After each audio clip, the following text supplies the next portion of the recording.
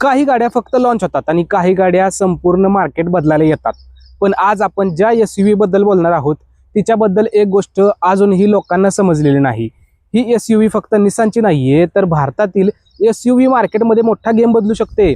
आणि सगळ्यात मोठा प्रश्न, रेनॉ डस्टर आणि निसान टेक्टॉन दोन्ही जवळपास एकाच प्लॅटफॉर्मवर असताना तुमचे पैसे नेमकं कोणत्या SUV वर खर्च करायला हवेत. ह्या व्हिडिओला शेवटपर्यंत नक्की पहा, कारण शेवटी मी असा एक मुद्दा सांगणार आहे जो बहुतेक YouTube व्हिडिओमध्ये सांगितला जात नाही. नमस्कार मित्रांनो, मी ऋषिकेश आणि स्वागत आहे तुमच्या स्वतःच्या मोटर टॉक मराठी चॅनलमध्ये. मित्रांनो, या व्हिडिओमध्ये आपण फक्त कारची माहिती देणार नाहीये, तर तिच्या मागचं इंजिनिअरिंग, मार्केटिंग स्ट्रॅटेजी आणि खरेदीसाठी योग्य निर्णयही समजून सांगणार आहे. म्हणून जर तुम्ही नवीन SUV घेण्याचा विचार करत असाल तर हा व्हिडिओ शेवटपर्यंत नक्की पहा. व्हिडिओ सुरू करण्याआधी तुम्हाला एक प्रश्न विचारतो. भारतात निसान म्हटलं की तुमच्या डोळ्यासमोर कोणती गाडी येते? बहुतेक जण म्हणतील मॅग्नाइट, आणि आताच लॉन्च झालेली ग्रे व्हाईट सुद्धा, आणि त्याच्या आधी कदाचित किक्स देखील. पण मित्रांनो, किक्स भारतीय बाजारात फारशी यशस्वी ठरली नव्हती. दुसरीकडे रेनॉने डस्टरमुळे भारतीय SUV मार्केटमध्ये इतिहास घडवला होता. एक काळ असा होता जेव्हा लोक SUV म्हणजे डस्टर असंच म्हणायचे, पण नंतर नवीन स्पर्धक आले. क्रेटा, सेल्टॉस, ग्रँड विटारा, हाय रायडर आणि डस्टर हळूहळू मागे पडत गेली. आणि आता रेनॉ आणि निसान दोघेही पुन्हा जोरदार पुनरागमन करण्याच्या तयारीत आहेत. रेनॉनं आणली आहे नवीन डस्टर आणि निसान घेऊन येत आहे टेक्टॉन. पण इथेच असा एक ट्विस्ट आहे जो बहुतेक लोकांना माहीतही नाही. सोशल मीडियावर लोक म्हणत आहेत, अरे यार, निसानने डस्टरवर फक्त वेगळा लोगो लावलाय. पण खरंच असं आहे का? उत्तर आहे नाही. हो, दोन्ही SUV एकाच अलायन्स प्लॅटफॉर्मवर तयार होतात. पण प्लॅटफॉर्म जरी समान असला म्हणजे गाडीही सारखीच असेल असं अजिबात नसतं. उदाहरण द्यायचं जर झालं तर फोक्सवॅगनची वर्टेस आणि स्कोडाची स्लाविया, दोन्हींचा प्लॅटफॉर्म एकच आहे, इंजिन जवळपास एकच आहे, पण दोन्ही चालवताना फील मात्र वेगळा असतो. तसंच ह्युंदाईची क्रेटा आणि कियाची सेल्टॉस, प्लॅटफॉर्म एकच पण कॅरेक्टर वेगळं. अगदी त्याच प्रकारे निसान टेक्टॉन आणि रेनॉ डस्टर याच्यामध्येही आपल्याला design, features, suspension tuning, cabin feel आणि ब्रँड अनुभव वेगळा असू शकतो. आता एक गोष्ट लक्षात घ्या, भारतात SUV सेगमेंट हा सर्वात वेगाने वाढणारा सेगमेंट आहे.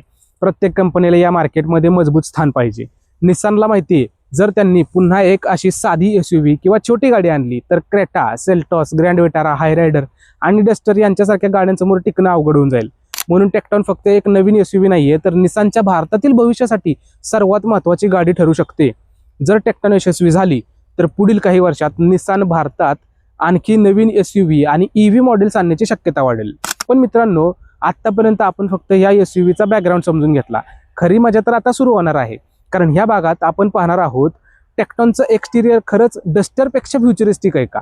कारण इंटिरियरमध्ये काय मोठे बदल असतील, panoramic sunroof, ADAS, connected car features, हे सगळं मिळेल का? आणि सर्वात महत्त्वाचं, एक असा डिझाईन डिटेल जो पहिल्या नजरेत अनेकांच्या लक्षात पण येणार नाही. म्हणून व्हिडिओ कुठेही स्किप करू नका, कारण आता सुरू होणार आहे खरी कॅम्पॅरिझन. आतापर्यंत आपण निसान टेक्टॉन भारतात का येते आणि ती इतकी चर्चेत का आहे हे पाहिलं, पण आता येतो तो भाग ज्याच्यावर बहुतांश लोक गाडी बुक करायची की नाही ते ठरवतात. आता बघूया डिझाईन आणि फीचर्स. पण थांबा मित्रांनो, कोणतीही गाडी पहिल्यांदा पाहिली की सर्वात आधी नजरेत काय वरतं? तिचा फ्रंट लुक. निसान टेक्टॉनमध्ये कंपनीने आपली V मोशन डिझाईन लँग्वेज वापरलेली आहे. समोर मोठी बोल्ड ग्रिल आणि दोन्ही बाजूला फ्युचरिस्टिक LED हेडलॅम्प्स आणि त्यांना जोडणारे कनेक्टेड LED DRS. मित्रांनो, फ्लोटिंग रूफ स्टाईल सारखे डिझाईन एलिमेंट्स देखील दिलेले आहेत. आता हे सगळं मिळून SUV एकदम प्रीमियम दिसणार तर आहे, पण आता मागच्या बाजूला connected LED tail lights, sporty bumper, एकदम फ्युचरिस्टिक टेलगेट, हे सगळं टेक्टॉनला एकदम फ्युचरिस्टिक लुक देऊ शकतात. डस्टरमध्ये ही दमदार डिझाईन असेल, पण निसानने स्वतःची वेगळी ओळख निर्माण करण्याचा प्रयत्न केल्याचं स्पष्ट दिसतंय. आता सर्वात महत्त्वाचा भाग बघूया केबिनचा, कारण आपण गाडी बाहेरून काहीच मिनिटं पाहतो पण आतमध्ये तासनतास बसतो. यामध्ये अपेक्षेनुसार आपल्याला मिळू शकतं 10 इंचाची मोठी टचस्क्रीन किंवा त्याच्याहून मोठी भेटू शकते. Digital instrument cluster, wireless Android Auto आणि Apple CarPlay, wireless charger, automatic climate control, push button start, premium upholstery, rear AC vents, USB Type-C ports.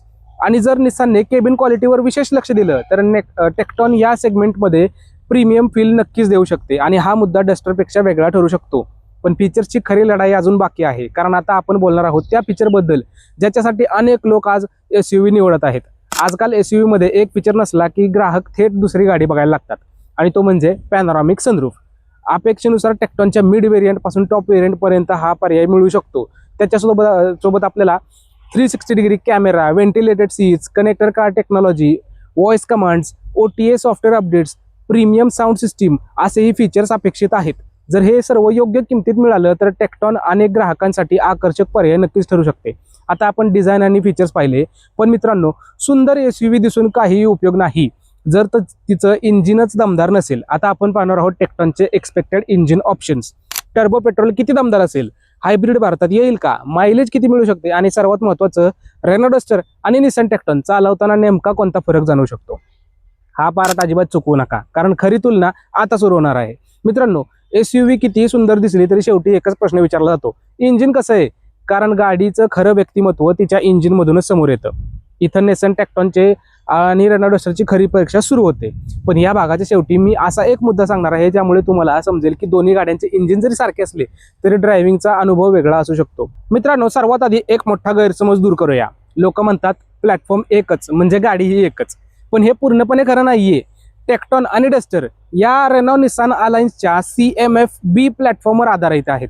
हा ॲडव्हान्स प्लॅटफॉर्म मजबूत आहे, हलका आहे आणि सुरक्षित तर बनवलेला आहे. पण याच प्लॅटफॉर्मवर तयार झालेल्या दोन गाड्यांचं suspension, steering, noise insulation, feature tuning आणि ड्रायव्हिंग फील वेगळे असू शकतात. म्हणून प्लॅटफॉर्म समान असणं म्हणजे अनुभवही समान असेल असं अजिबात नसतं. पण मित्रांनो आता येतो तो प्रश्न ज्याच्यासाठी तुम्ही हा व्हिडिओ पाहतात. टेक्टॉनमध्ये नेमकं इंजिन कुठलं मिळू शकतं. तर भारतीय बाजारासाठी सर्वाधिक अपेक्षा आहे 1.3 लिटर टर्बो पेट्रोल इंजिनची. हे इंजिन चांगली पॉवर आणि हायवेवर फुल्ली कॉन्फिडंट ड्रायव्हिंगचा फील देण्यासाठी ओळखलं जातं. याच सोबत आपल्याला मॅन्युअल आणि ऑटोमॅटिक ट्रान्समिशनचे पर्याय मिळण्याची शक्यता आहे, जसं की DCT ऑटोमॅटिक. जर निसानने या इंजिनचं भारतीय परिस्थितीनुसार ट्युनिंग जर केलं तर शहरातही आणि हायवेवरही चांगला फील मिळू शकतो. फक्त 1.3 litre turbo petrol engine lower व्हेरियंटमध्ये भेटणार नाही. खालच्या मॉडेलमध्ये आपल्याला 1 लिटर टर्बो पेट्रोल इंजिनचाच ऑप्शन भेटू शकतो. मित्रांनो आता अनेक जण विचारतात डिझेल ऑप्शन येईल का. सध्या उपलब्ध माहितीनुसार याबाबत कुठलीही अधिकृत पुष्टी नाही, त्यामुळे डिझेलची अपेक्षा ठेवण्यापेक्षा जरा वाटच बघणं योग्य ठरेल. आता आजकाल हायब्रिड कारची मागणी झपाट्याने वाढत आहे, कारण चांगलं मायलेज, कमी प्रदूषण आणि शहरात अधिक एफिशियंट ड्रायव्हिंग. इंटरनॅशनल मार्केटमध्ये डस्टरच्या काही व्हर्जन्समध्ये आपल्याला हायब्रिड पर्याय उपलब्ध आहे. मात्र भारतात टेक्टॉनला हायब्रिड मिळेल की नाही याबाबत अजूनही कुठली माहिती आलेली नाही. बघा जर हायब्रिड पर्याय भारतात आला तर टोयोटा हायरायडर आणि मारुती ग्रँड विटारा ह्यांसारख्या SUV समोर टेक्टॉन अधिक मजबूत स्पर्धक ठरू शकतो. पण आता इंजिनपेक्षा ही सर्वात महत्त्वाची एक गोष्ट असते, ती म्हणजे गाडी चालवताना नेमका फील कसा येतो. चला तर पाहूया. कल्पना करा तुम्ही पुणे महाबळेश्वर घाटात गाडी चालवत आहात किंवा मुंबई पुणे एक्सप्रेस वेवर ओव्हरटेक करत आहात. अशा वेळी फक्त इंजिन पुरेसं नसतं तर स्टिअरिंग किती अचूक आहे, सस्पेन्शन किती चांगले खड्डे ॲब्झॉर्ब करते, कॅबिनमध्ये आवाज किती कमी येतोय, हे सगळं पण महत्त्वाचं असतं. जर निसानने स्पोर्टियर स्टिअरिंग आणि सस्पेन्शन ट्युनिंग दिली तर टेक्टॉन चालवायला अधिक मजेदार वाटू शकते. तर रेनो डस्टर पारंपरिक कम्फर्ट आणि स्टेबिलिटीवर अधिक भर देऊ शकते. बाकी अंतिम फरक मात्र अधिकृत टेस्ट ड्राईव्ह नंतरच आपल्याला स्पष्ट होईल. तर मित्रांनो आता आपण इंजिन, प्लॅटफॉर्म आणि ड्रायव्हिंग अनुभव समजून घेतला, पण अजूनही एक मोठा प्रश्न बाकी आहे, सेफ्टी किती मिळते. कारण आता सेफ्टी खूप महत्त्वाची आहे. ॲडास मिळणार का, 6 एअरबॅग असतील का, एक्सपेक्टेड प्राइस किती आणि निसानची सर्व्हिस नेटवर्क तुमच्या खरेदीच्या निर्णयावर परिणाम करेल का, हे सगळं आपण ह्या भागात पाहणार आहोत. कारण आता सर्वात महत्त्वाचा विषय म्हणजे बाईंग गाईड. मित्रांनो आज गाडी घेताना अनेक लोक सर्वात आधी एकच प्रश्न विचारत आहेत, सेफ्टी किती आहे. कारण इंजिन नंतर जर कोणती सर्वात महत्त्वाची गोष्ट असेल तर ती म्हणजे तुमच्या कुटुंबाची सुरक्षितता. आणि ह्या पार्टच्या शेवटी मी तुम्हाला अशी एक गोष्ट सांगणार आहे ज्यामुळे कदाचित तुम्ही फक्त प्राइस पाहून गाडी घेण्याचा विचार बदलून टाकाल. गेल्या काही वर्षात भारतीय ग्राहक सेफ्टीच्या बाबतीत खूप जागरूक झालेले आहेत आणि त्यामुळेच प्रत्येक कंपनीला सेफ्टीवर जास्त भर द्यावा लागत आहे. अपेक्षेनुसार निसान टेक्टॉनमध्ये आपल्याला मिळू शकतात 6 airbags, ABS plus EBD, electronic stability control, hill start assist, hill descent control, traction control, ISOFIX child seat mounts, tyre pressure monitoring system. आणि हे फीचर्स रोजच्या वापरात आणि लांबच्या प्रवासात अधिक कॉन्फिडन्स देऊ शकतात. जर भारतीय मॉडेल्समध्ये हे सगळं स्टँडर्ड किंवा काही व्हेरियंट्समध्ये मिळालं तर टेक्टॉन या सेगमेंटमध्ये अधिक मजबूत स्पर्धक ठरू शकते. पण आता येतो तो फीचर ज्याच्यासाठी आज अनेक ग्राहक जास्त पैसे द्यायलाही तयार असतात. आजकाल प्रत्येक SUV मध्ये एक शब्द खूप ऐकायला मिळतो, ॲडास म्हणजेच ॲडव्हान्स ड्रायव्हर असिस्टंट सिस्टीम. यामध्ये आपल्याला अपेक्षेनुसार मिळू शकतात lane keep assist, lane departure warning, automatic emergency braking, adaptive cruise control ह्यामध्ये व्हेरियंटनुसार भेटेल आणि फॉरवर्ड कोलिजन वॉर्निंग. पण एक गोष्ट लक्षात ठेवा मित्रांनो, ॲडास हा ड्रायव्हरचा पर्याय नाही, तो फक्त एक एक्स्ट्रा सेफ्टी देणारा असिस्टंट आहे. बरेच जण ॲडासला ऑटो पायलट समजतात. भारतीय रस्त्यावर अंतिम जबाबदारी नेहमी चालकाचीच असते. तर मित्रांनो, आता येतो तो प्रश्न, किंमत किती असणार? अपेक्षेनुसार बेस व्हेरियंट 10.5 ते 13 लाख रुपयामध्ये आपल्याला एक शोरूम भेटेल. मिड व्हेरियंटची किंमत 14 ते 16 लाखाच्या दरम्यान असेल आणि टॉप व्हेरियंट 18 ते 20 लाखावरती जाऊ शकते. बाकी अंतिम किमती नंतर बदलू शकतात.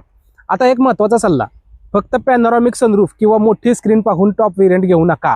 पहिल्यांदा बघा तुम्हाला खरंच कोणती फीचर्स रोज वापरायचे आहेत. कधी कधी मिड व्हेरियंट पण सर्वात जास्त व्हॅल्यू फॉर मनी ठरते. पण गाडी खरेदी म्हणजे फक्त किंमतच नाही, तर पुढचे 5 ते 7 वर्षांचे खर्चही खूप महत्त्वाचे असतात. गाडी घेतल्यानंतर खरा खर्च सुरू होतो, तो म्हणजे service, spare parts, insurance, resale व्हॅल्यूचा. जर तुमच्या शहरात निसानचे सर्व्हिस सेंटर जवळ असेल तर टेक्टॉन घेणं खूप सोपं होईल. पण जर सर्व्हिस नेटवर्क जर नसेल तर हा मुद्दा खरेदीपूर्वी नक्की तपासा. कारण चांगली गाडी असूनही खराब सर्व्हिस एक्सपिरियन्स पूर्ण ओनरशिप एक्सपिरियन्सच बदलून टाकू शकतो. आता याच्यात देखील काही प्रोन्स आणि कॉन्स आहेत, ते देखील आपण जाता जाता पाहून घेऊया. पहिले तर दमदार आणि आधुनिक डिझाईन, प्रीमियम इंटिरियरची अपेक्षा, टर्बो पेट्रोल इंजिन, आधुनिक सेफ्टी फीचर्स आणि मजबूत प्लॅटफॉर्म. आणि कॉन्स जर बघितले तर फायनल स्पेसिफिकेशन अजून आलेले नाहीत. हायब्रिड बाबत अनिश्चित आहे. तर काही भागात सर्व्हिस नेटवर्क खूप मर्यादित आहे. एवढ्या सगळ्या गोष्टी आपल्याला प्रोज आणि कॉन्समध्ये समजतात. आता फक्त एकच भाग बाकी आहे आणि त्याच्यामध्ये आपण देणार आहोत फायनल डिसिजन. रेनॉ डस्टर आणि निसान टेक्टॉन कोण जिंकणार? कोणासाठी कोणती SUV योग्य? आणि एक अशी बाईंग ॲडवाईस जी तुम्हाला लाखो रुपयांचा चुकीचा निर्णय घेण्यापासून वाचू शकते. म्हणून मित्रांनो, हा शेवटचा भाग अजिबात स्किप करू नका, कारण आता होणार आहे फायनल डिसिजन. मित्रांनो, आतापर्यंत आपण बघितलंय design, interior, engine, safety, price जे आहे आणि फीचर्स. पण आता येतो तो क्षण, जर तुमच्या हातात 15 ते 18 लाख रुपयांचं बजेट असेल तर तुम्ही नेमकं कोणती SUV घ्यावी, निसान टेक्टॉन की रेनॉ डस्टर? उत्तर देण्याआधी एक गोष्ट लक्षात ठेवा, गाडी फक्त कधीच स्पेसिफिकेशन बघून विकत घेतली जात नाही, तर ती घेतली जाते विश्वास, वापर आणि गरज ह्याच्यावर. दोन्ही SUV मध्ये कोणती चांगली ते तुमच्या वापरावर अवलंबून असणार आहे. जर तुम्हाला वेगळा लुक हवा असेल आणि नवीन डिझाईन आवडत असेल, निसान ब्रँडवर जर विश्वास असेल तर टेक्टॉन योग्य पर्याय ठरू शकते. पण जर तुम्ही डस्टरच्या जुन्या नावावर किंवा विश्वासावर भर देत असाल तर रेनॉ डस्टर अजून हे एक चांगला मजबूत पर्याय असू शकतो. मित्रांनो, भारतात अनेक लोक एक मोठी चूक करतात, युट्यूबवर व्हिडिओ पाहतात आणि दुसऱ्या दिवशी जाऊन गाडी बुक करतात.